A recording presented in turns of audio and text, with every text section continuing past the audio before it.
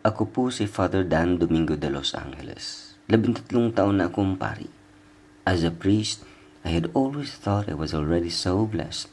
Kasi, even with so many things to do in the ministry, I still get to do what I love best, like listening to music, and even composing my own gospel songs for the recollections I handle, or playing table games, and above all, spreading the word of God through newspaper, radio, and television. But I feel more blessed right now. Alam niyo po ba kung bakit? Sa buhay kasi ng isang pari, nariyan na rin ang pagkakataong maging chaplain sa mga banal na paglalakbay tulad ng pilgrimage to the Holy Land at Marian pilgrimages. Subalit minsan lang dumarating ang pagkakataong makakasama sa isang banal na paglalakbay na nakatutok sa canonization, lalo pat canonization ng kauna-unang santo ng buong Kabisayaan at pangalawang santo ng buong Pilipinas. Sa tinagal-tagal naman kasi nating naging Kristiyano, nakadalawa pa lang santo tayo. At sa pangalawang pagkakataong may Pinoy na nailuklok sa hani ng mga santo, ay naroon ako. Ito pa lang, napakalaking biyaya na para sa akin. Pero nilubos-lubos na rin ni Lord ang grasya. Kasi, nasa pilgrim group ko pa ang canonization image ni Pedro Calungsod. Ika nga, pag si Lord ang nagbibigay, labis-labis, siksik, liglig, at umaapaw. Kaya buong galak ko pong ibabahagi sa inyo ang aking karanasan kasama mga deboto ni San Pedro Calungsod at ang ating mga kaagapay sa GMA News and Public Affairs sa Cebu sa pamamagitan ng isang video diary na pinamagatang Santo. Samahan ninyo ako sa aking paglalakbay upang makiisa sa kanonisasyon ng isang katikistang teenager na nag-alay ng kanyang buhay para kay Kristo. Simula pa lang ng buwan, puspos na ang aming preparasyon para sa canonization sa Cebu. Lunes pa lang, October 15, abala na ako. Ito di lamang sa mga last-minute preparations para sa aming paglipad patungong Roma, kundi pati na rin sa iba pang gawain ng simbahan.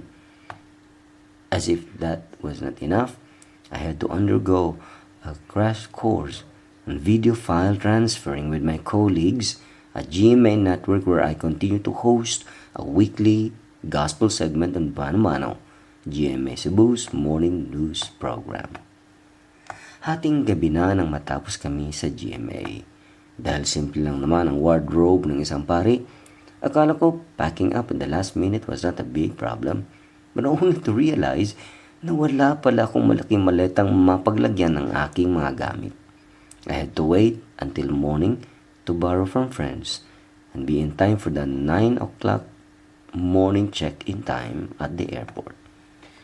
Barely sleeping the night before, I happily joined the entourage of the Archdiocese of Cebu to Rome, kasama ang ilang pari at maraming pilgrims. We were ready to roll. Handa na rin ako bilang pari at mamamahayag. Pagpasok pa lang ng imahe sa loob ng eroplano, iba na ang tuwa na nararamdaman ko. At last, sabi ko sa sarili ko, "This is it, Roma, here we come." Napakagaan ang pakiramdam na makasama sa entourage. Sa eroplano pa lang, napaka-prayerful ang lahat. Ang kanilang mga puso mistulang mga malulusog na ulap na di na kayang pigilan ang buhos ng ulan. Ulan ng pasasalamat sa naiibang pagkakataong makasama sa grupong mag-turn over sa official image ni San Pedro Calungsod sa Roma. We arrived safely in Hong Kong at around 3 o'clock in the afternoon. Isa po itong 9 na oras na stopover bago kami lilipad uli patungong Roma. Tamang-tamang timing. In God's own time and by His own hand, maayos kami nakarating sa Hong Kong, kung saan nabigyan pa ng pagkakataon ng iilang deboto na makahalik sa banal na imahe bago pa man nito may pasok uli sa espesyal na lalagyan para sa final leg ng aming paglalakbay. ang Roma. 12 oras ang flight mula Hong Kong hanggang Roma. Excited ang lahat.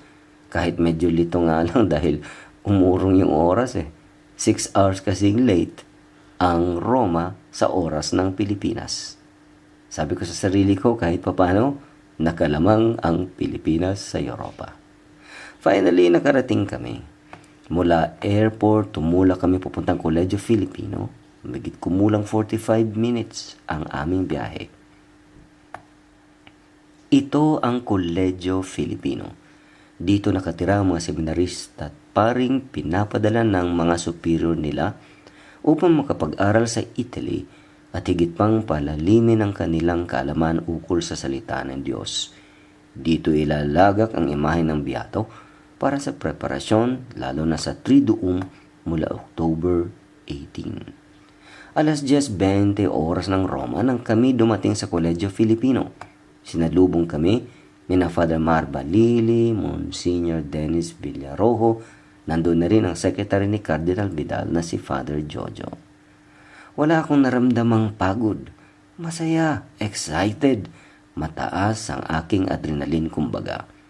Kahit si Cardinal Vidal ay maluha-luhang nagsabing, Cardinal Vidal's emotional reaction at the arrival of the Blessed Image was so touching. Naintindihan ko kung bakit tila di mapigil ng Kardinal ang kanyang mga luha sa tuwa.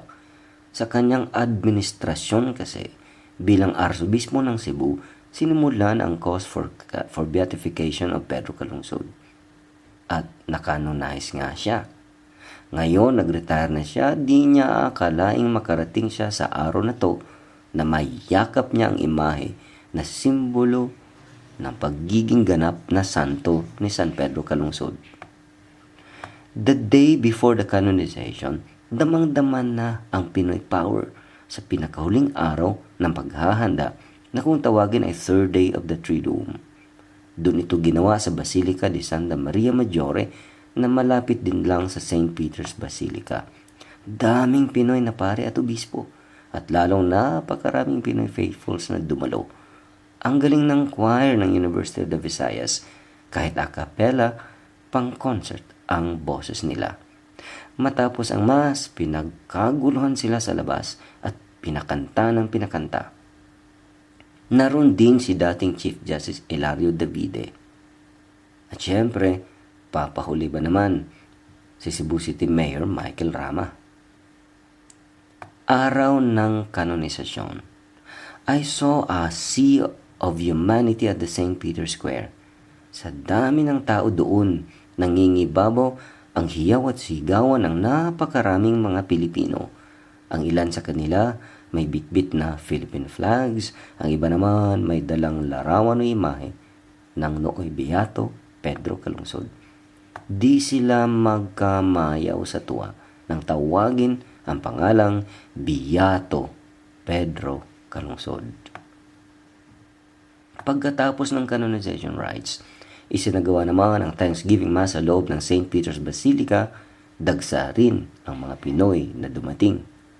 Ang saya ng pakiramdam na makita natin ang tarpaulin image ng ating bagong santong Pedro Calungsod na nakasabit pa rin sa isa sa mga hadligi sa harap ng St. Peter's Basilica. Ngunit di lamang ang mga Pinoy ang nagbunyi sa pagkakahirang kay Pedro Calungsod bilang santo. Ang mga kaparian din galing sa Guam at ang iba pang mga debotong galing sa iba't ibang panig ng mundo, tuwang-tuwa rin sila. Ngayong ganap ng santo si Pedro Calungsod, marapat lamang na pagnilay-nilayan nating mga Pinoy, lalo na ng kabataan, ang kanyang buhay at pananampalataya. One ordinary teenager with an extraordinary love for Christ. In today's challenging times, we find inspiration in San Pedro Calungsod, a soldier of Christ who lived for his vocation and died for his faith.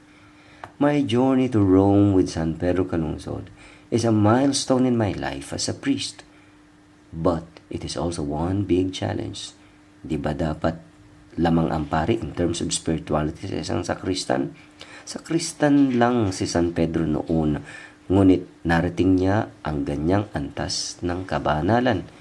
Nakakahiya talagang manatili sa mediocre spirituality. Gayong ganap ng isang santo ang isang Pinoy na sakristan tulad ni San Pedro Calungsod. While I feel so humble being part of this moment in the history of our people, I feel challenged to deepen my spirituality as servant of the Lord. Viva San Pedro Calungsod! Mabuhay ang Pilipinas! This is Father Dan Domingo de los Angeles. Thank you for taking this journey with me.